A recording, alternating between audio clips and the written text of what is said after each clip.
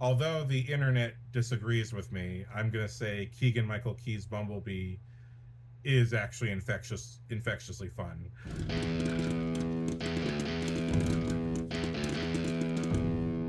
Aloha, movie nerds, dorks, and weirdos. Again, I'm still working on my sound stuff. I'm still working, and it's still hot. We're still pushing 100 over here in SoCal. So forgive me for the noise of the fans. Just bear with me. I'm going to try to be loud and speak over it. So, welcome to Relatively New Movie Tuesdays. I want to talk to you about Transformers 1. Now, I was initially not that interested in seeing this. I kind of wanted to see it in theaters, but at the same time, the reaction online seemed to be lackluster, so I just kind of avoided it. And also, there was other things I wanted to watch at the time, so I didn't see it in the theaters. But I have to tell you, having now watched it, I'm gonna agree here with Pointless Hub. This was my introduction to Pointless Hub, another YouTube channel, and they had reviewed Transformers 1. I was like, okay, I don't know who this is, but I like their thumbnail, and I like their little animated character. And Pointless Hub was talking about Transformers 1, kind of going through the reaction online and also all of that. And Pointless Hub seemed to really like the movie, and despite the flaws, and they spoiled the whole movie for me, but I didn't care. I'm like, look, it's this. They've made so many Transformers at this point. Throw a rock and you've seen a Transformers storyline. I'm not really that concerned with spoilers for Transformers 1. We spoiled the whole movie, and at the end made some very good points, and I thought, okay, this sounds interesting. So I checked it out, and for those of you who haven't seen Transformers 1, but you are a Transformers fan, I think you're going to get a kick out of this. To me, I grew up with Beast Wars. I'll talk about this more in the spoiler section. But growing up with Beast Wars and Beast Machines, this movie offered me a lot in terms of the world building and wondering what Cybertron was like prior to the Beast Wars and prior to G1. I've seen a little bit of G1, just a few episodes of the cartoon, literally less than a handful. I loved the movie. The 1986 film was it's still fantastic. I think it's still the best Transformers film. Most people would agree with that.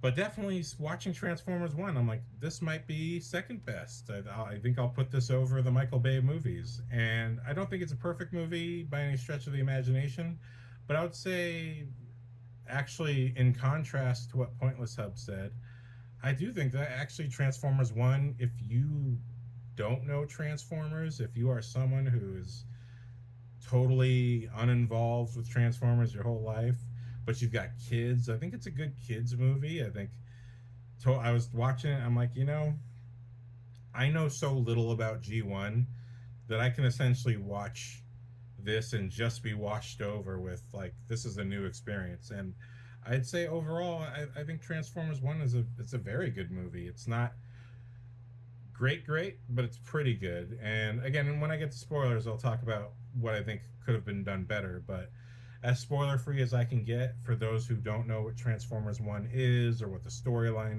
is, we are seeing the early days of Optimus Prime and Megatron when they went by the names of Orion Pax and D16. They're miner robots. They literally mine what's called energon out of their planet. They're on planet Cybertron. They're miners. They're digging. They work for Transformers. They themselves cannot transform. And there's this whole subclass of miners that are all robots who cannot transform, but they serve the robots that can transform. And over the course of the story, they discover that, in fact, every Transformer was born with the ability, every robot on Cybertron was born with the ability to transform, and it was taken away from them by a particular bad guy who I won't spoil for this part of the video. But what I will say is the whole movie is really about these two friends, Orion Pax and D16. They're best friends, they're best buds, and they both worship the same transformer that rules everybody. Orion Pax seeks adventure. D16 just wants to be the greatest worker of all time. And over the course of their adventures of discovering the truth about what's going on their planet, they become enemies. They grow to hate each other and end up leading the charge of war against the real bad guys who've stolen their ability to transform. And I think it's a really fun movie. I think it what I would compare this to, if I had to compare this to two movies, I would say it's a bit like Wreck-It Ralph. Orion Pax is kind of Wreck-It Ralph, and D16 is D16, and this other character Alita One are kind of the Mr. Fix-Its. They have to fix all the things or rescue Orion Pax from all of his misadventures. So it's a little bit of Wreck-It Ralph, and then Transformers. It's like Wreck-It Ralph mixed with Transformers. There's a spirit of X-Men First Class in there as well, and in my heart of hearts, I feel like this movie is exactly what X-Men First Class should have been.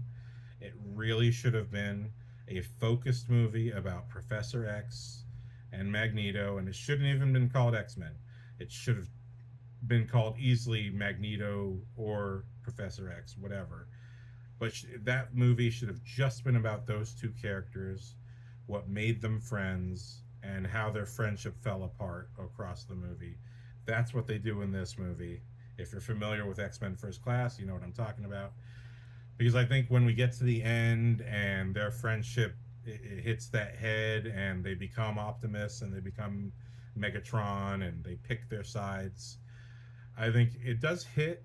I think the movie reaches what it needs to achieve by movie's end.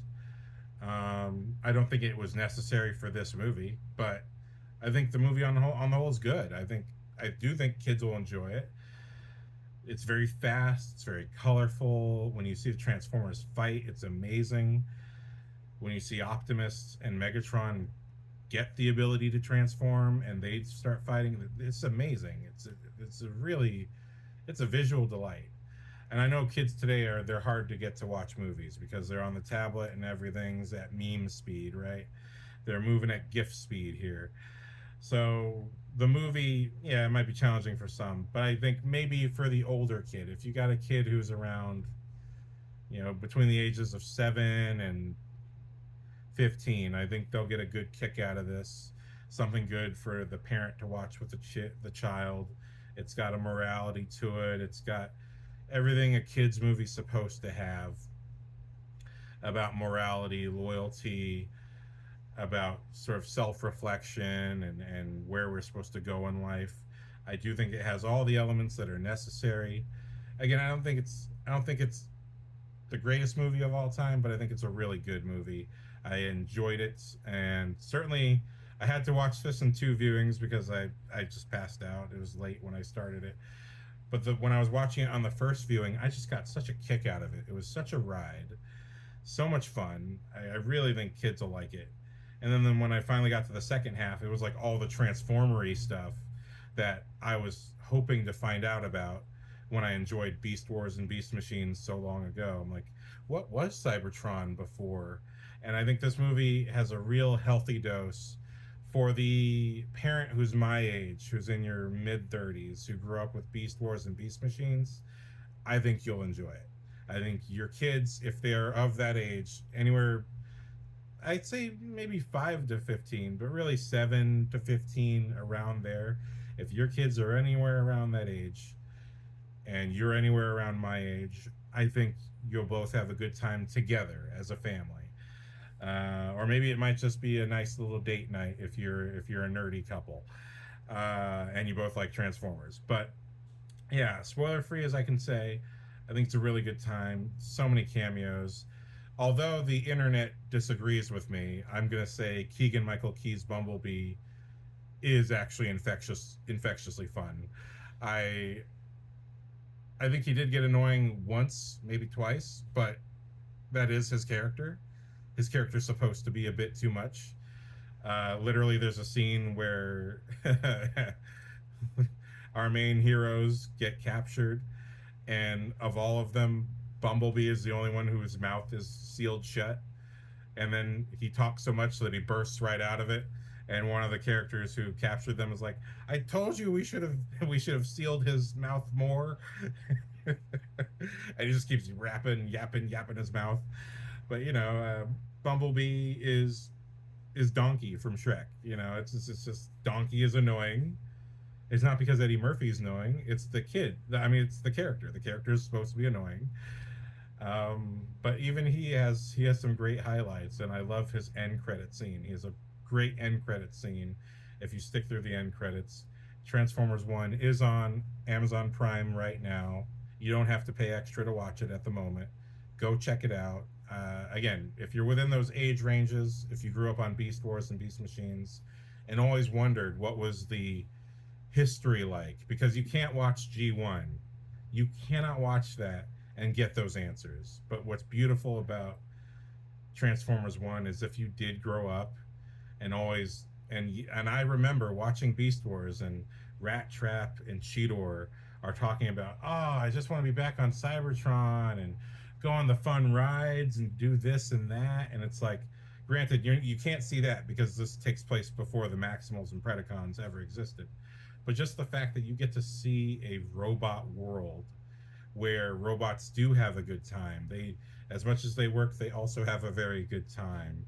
And one of the funny things is that, in Beast Machines, Beast Wars takes place on Earth, but Beast Machines takes place back on Cybertron in this sort of dystopian future. And there's this huge epic battles in these large buildings. And I remember wondering, like, what did they do in those buildings? And what's so cool about some of the fight scenes in the Transformers 1 is that, and Pointless Hub is the one that points it out, but as you see characters fighting and flying through the air and smashing through buildings, they literally smash through one of these major massive buildings, and it's an office building. I'm like, oh, Transformers, they're not just miners, they also work in the office. This is so you realize there's every level of Transformer society, like human society. That's very funny to look at.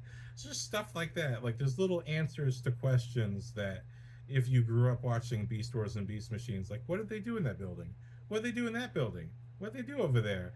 And you kind of get that experience here and what that world would look like. And I think, as someone who grew up watching that and wondering what it was that even the G1 characters like reflect on, like the great life they used to have before the Great War between Autobots and Decepticons, or the Maximals and the Predacons. What was life like before the Beast Wars started? Once upon a time, Cybertron was peaceful, and this is what it was like. So I love to get that taste and get that answer. And so, spoiler free as I can get, I am recommending Transformers 1. Double thumbs up, good time, really good storytelling. Hats off to Josh Cooley, the director of the movie.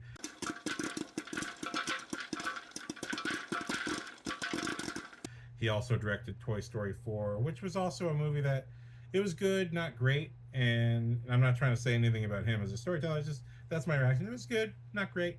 And that movie had an annoying character too, Forky. It's hard to make a movie when you got a movie with a deliberately annoying character. That is something I think movie filmmakers and storytellers have to watch out for, because it does wear on the audience. It's like the good parts of your movie will get neglected or not appreciated because they're so annoyed with your deliberately annoying character. I think if you compare Toy Story 4 with just the first Toy Story, which I think is more fair than anything, the first Toy Story does not have an annoying character. Buzz Lightyear is fascinating by the fact that he's a toy that doesn't know that he's a toy, right? And yes, Woody is annoyed with him throughout that movie that he won't, but Buzz Lightyear isn't annoying to the audience. He's fascinating to the audience because it's like, look at this character study of a toy that doesn't realize he's a toy. And he has to figure that out across this movie and figure out what his purpose is. His purpose is to be a toy and do what toys do. And his journey with that across Toy Story 1 through 3 is part of the ride that we get to be on uh, throughout those movies. And the only problem with Toy Story 4 is just that, well, we already had 3 good ones. It just feels like an extra story. It feels like an extra adventure that doesn't really give us more than we had before or give us a new perspective that we didn't have before. But and I don't blame anyone on that. It's just I think if you're gonna some things when they're sequels, like Shrek, I think did Shrek need a third and fourth and fifth movie? I think they had 5. Did it need that many sequels? I think the second one could have had some of the elements of 3 to be a bigger, fuller movie, and that would have been fine. I don't, but Shrek was really just a perfect one movie. You know, I think, and the same with Toy Story. I think Toy Story 2 and 3 could have been combined to be one great movie. Instead, we got sort of 2, which was very fun, 3, which was really emotionally good at the end. But do we really need those movies, or can you just watch the first one? I think you can just watch the first one and get the full effect of the story, and then you watch the second one for fun, because I think Toy Story 2 is a load of fun, and then Toy Story 3 is just for honestly, I think the kid who won't let it go. Like, I want more Toy Story adventure, and then I think that's all you really need. But in the case of Transformers 1, just to complete this comparison, I think Transformers 1 is it's a nice glimpse of where all of our favorite characters came from. Again, and I'm coming from Beast Wars, so I'm like, oh, this is so cool. Like, again, I don't totally buy the story, but I like the story. But I do think it just to look at the Transformers world, the things they add to it, the things they put in this pre G1 world, I really enjoy how they built the world. I think it's a wonderful piece of world building, very visually gorgeous to look at, and I think I do think again, I think kids will get a kick out of it, and people my age will get a kick out of it. So that's why I gotta say spoiler free. Stick around for the spoilers if you have seen the movie, and I'm gonna get into my perspective on the movie as a Beast Wars Transformers fan, and just yeah, I'll get into some of my favorite parts of the movie, some of my criticisms, all that jazz, where I think the story, what I think the story should have done, and yeah. So if you want to stick through that, check me out in the spoilers. Otherwise, go check out Transformers 1 on Amazon Prime. And as my favorite Optimus used to say, that's just Prime. It's not confusing if that was your first Optimus.